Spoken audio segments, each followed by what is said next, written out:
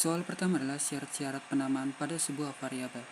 Syarat-syaratnya adalah, yang pertama adalah pengenal harus diawali dengan huruf A besar sampai Z besar. Kemudian adalah A kecil sampai Z kecil atau karakter garis bawah underscore. Kemudian nomor 2 adalah tidak boleh ada spasi kosong. Jika menginginkan jarak antara kata bisa menggunakan penghubung tanda garis bawah atau underscore. Kemudian yang ketiga adalah tidak boleh diawali dengan angka dengan menggunakan operator aritmatika.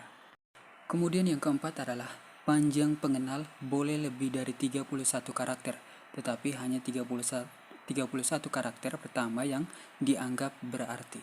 Kemudian yang terakhir adalah pengenal tidak boleh menggunakan nama yang tergolong sebagai kata-kata cadangan atau reserved words seperti in, if, while, dan sebagainya. Soal berikut, tentukan apakah variabel berikut sudah sesuai syarat penamaan sebuah variabel atau belum. Variabel-variabelnya seperti di bawah ini. Pada variabel yang pertama adalah 2 merdeka. Pada variabel ini dinyatakan salah karena terdapat sebuah angka pada awal kalimat. Mengapa demikian? Karena di dalam syarat tersebut menyatakan bahwa tidak boleh diawali dengan angka dan menggunakan operator aritmatika. Pada variabel kedua yaitu merdeka jaya. Pada variabel ini dinyatakan salah karena terdapat spasi kosong pada kalimat tersebut. Mengapa demikian? Karena di dalam syarat tersebut menyatakan bahwa tidak boleh ada spasi kosong pada suatu variabel. Pada variabel yang berikut yaitu merdeka 2. Pada variabel ini dinyatakan benar karena sudah memenuhi syarat.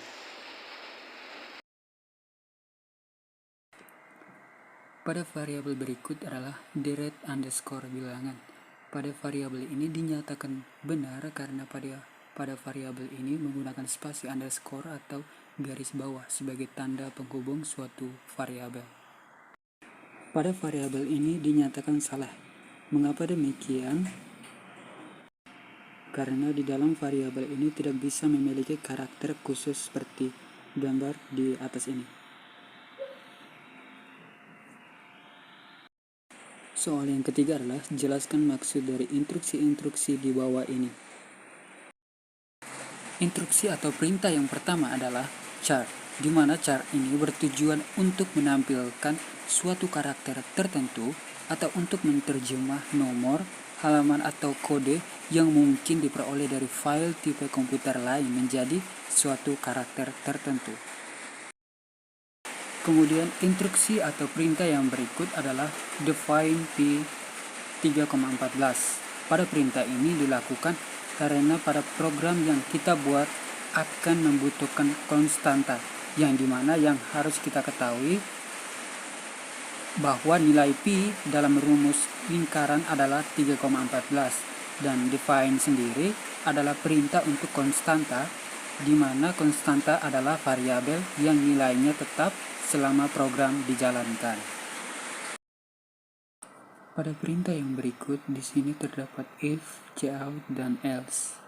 Pada perintah yang pertama yaitu perintah if, tujuannya yaitu untuk mengecek pernyataan yang dimasukkan atau membandingkan pernyataan, dan jika nilai yang ada dalam pernyataan tersebut yaitu 76, maka hal tersebut sesuai atau sama dengan syarat, maka program yang ada pada fungsi if akan dijalankan. Jika tidak sesuai, maka program tersebut tidak akan dijalankan. Kemudian perintah cout. Cout sendiri untuk menampilkan output atau hasil ke layar. Yang berikut pada instruksi else atau perintah else ini sendiri adalah untuk menerima nilai jika pernyataan if yang dibuat tadi tidak memenuhi syarat dari program yang dibuat, maka program tersebut akan dijalankan. Dengan kata lain bahwa perintah else ini tidak membutuhkan persyaratan. Pada instruksi berikut adalah switch. Pada kondisi ini, switch case terdiri dari 2 bagian, yakni switch, di mana terdapat nama variabel yang akan diperiksa, serta 1 atau lebih perintah case untuk setiap nilai yang akan diperiksa. Nah, untuk perintah switch ini bertujuan untuk menginput variabel yang akan diperiksa dan perintah case yang diikuti dengan sebuah nilai. Nah, jika isi nama variabel sama dengan salah satu nilai ini, maka blok kode akan dijalankan. Dan apabila tidak ada kondisi case yang dipenuhi, maka blok default di baris paling bawahlah yang akan dijalankan. Di setiap blok case diakhiri dengan perintah break, yang dimana tujuannya agar struktur case langsung berhenti begitu kondisinya terpenuhi. Soal nomor 4 yaitu buatlah algoritma untuk melakukan penyelesaian lulus atau tidaknya mahasiswa dengan ketentuan.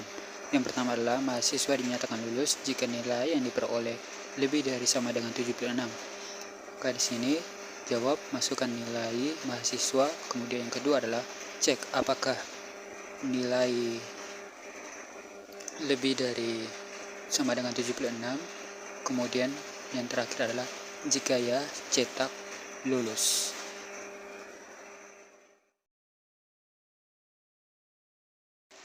Kemudian yang kedua adalah jika nilai yang diperoleh kurang dari 76, maka mahasiswa dinyatakan gagal.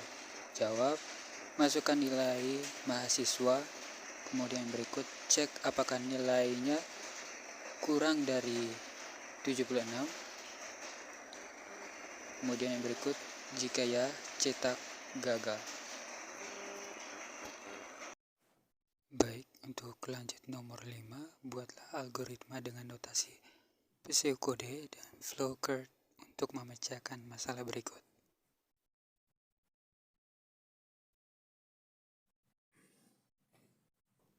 Yang pertama adalah menghitung volume kerucut.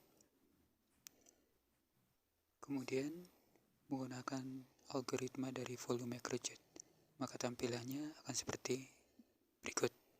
Nah, ini adalah tampilan algoritma dari volume kerucut.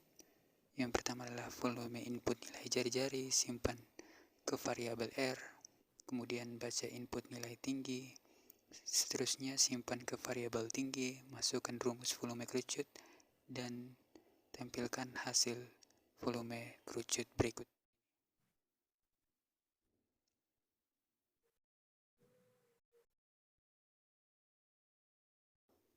Kemudian yang berikut adalah notasi pseudocode dari volume untuk volume kerucut.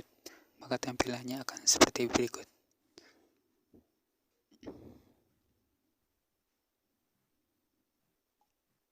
Oke, maka tampilannya akan seperti ini.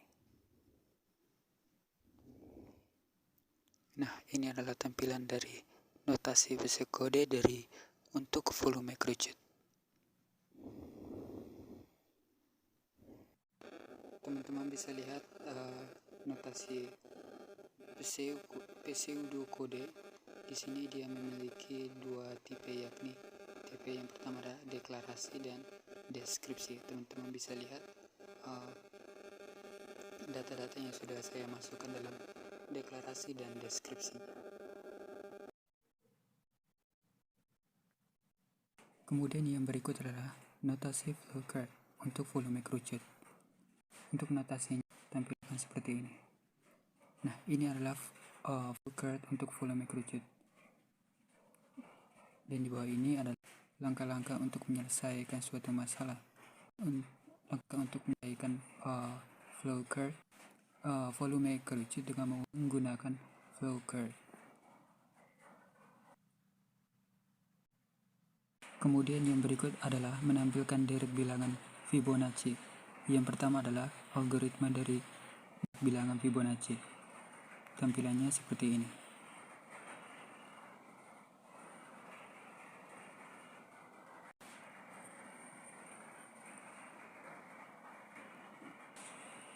Kemudian yang berikut adalah notasi pseudocode untuk deret bilangan. Maka tampilannya akan seperti ini. Deklarasi dan deskripsi.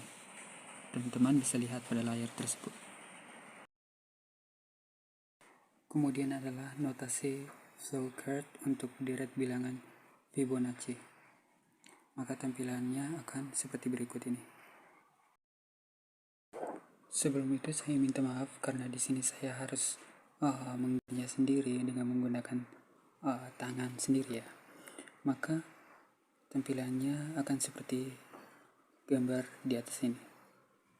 Teman-teman bisa lihat, ini adalah langkah-langkah menyelesaikan masalah deret bilangan Fibonacci dengan menggunakan flowchart. Tampilannya seperti yang ada di gambar ini.